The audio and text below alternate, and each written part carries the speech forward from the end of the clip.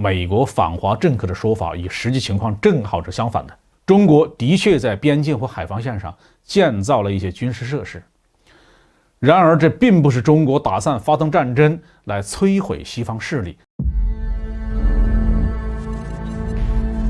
各位网友大家好，欢迎来到包明说。这节话题我们说的是美国政客疯狂地发表反华言论。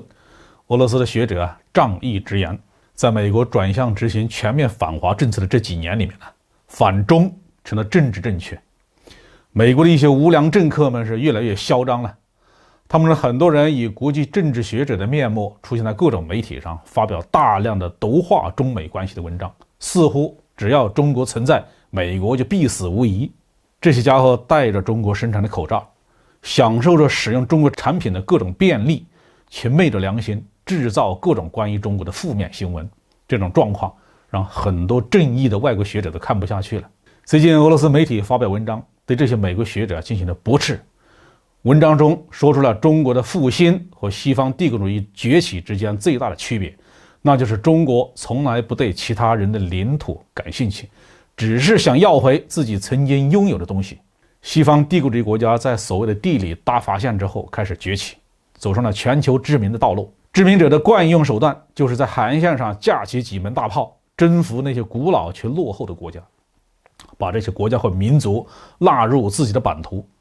通过这样的手段呢，几乎所有的西欧国家都建立了自己的殖民帝国，分布在亚洲、非洲、美洲和大洋洲。其中以英国和法国最为罪恶。英国一度自称是日不落帝国，所占领的领土面积在全世界是首屈一指。法国至今还占领着全世界相当多的岛屿，如果把这些岛屿和他们的专属经济区都认为是法国的正式领土，那么今天的法国仍然是一个日不落帝国。美国作为一个后起的帝国主义国家，倒是没有像他的前辈那样搞这种全球的殖民帝国，但是美国通过政治控制、金融操作和军事干预，建立了一个覆盖全世界的军政同盟，也算得上是全球帝国了。这就让美国的这些所谓的政治学者在研究全球政治问题的时候，陷入了一种僵化的思维，那就是一个国家如果打算崛起，就肯定要不断的扩大自己的版图，把别人的领土据为己有。如果有人对他们说，一个大国重新崛起的过程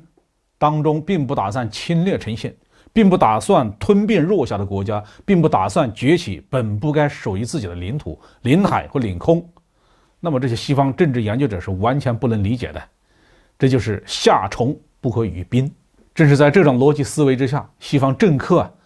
把中国对台湾、香港、澳门这些地方恢复主权的要求视同侵略。中国在南海采取措施坚决维护主权和领土领海完整的时候，那更是刺激到了他们的神经呢。在这些西方人看来，一个拥有强大的海空力量的中国，一旦巩固了自己在东海和南海的军事态势，下一步那肯定就是要组织远洋舰队跨海远征，把能够攻打下的地方那全部据为己有。到那个时候，以美国为首的西方可能就要愁眉苦脸地活在世界上一个很憋屈的小角落里，再一次过上中世纪欧洲那种惨淡的生活。俄罗斯学者指出，美国反华政客的说法与实际情况正好是相反的。中国的确在边境或海防线上建造了一些军事设施，然而这并不是中国打算发动战争来摧毁西方势力，更不是打算武力征服全世界。这些国防建设是中国对于美国军事包围的必然的合理的回应。中国对于香港、澳门、台湾以及南海主权的诉求，俄罗斯学者认为这是恢复性正义，也就是取回自己在屈辱的近代史上被西方夺走的东西。自从新中国成立到现在，对于上述领土和主权的要求是完全一致的，从来没有发生过动摇。西方感到中国在南海问题上的举措非常突然，只是因为他们长期以来忽视了中国的声音罢了。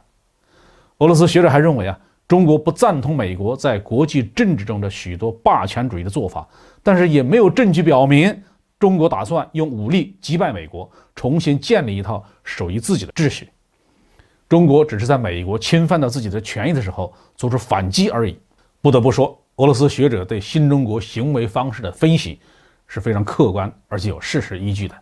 不过，被西方霸权历史和霸权主义的政策蒙蔽了双眼的美国的学者们，什么时候能够领悟到这一点呢？只怕不能太乐观。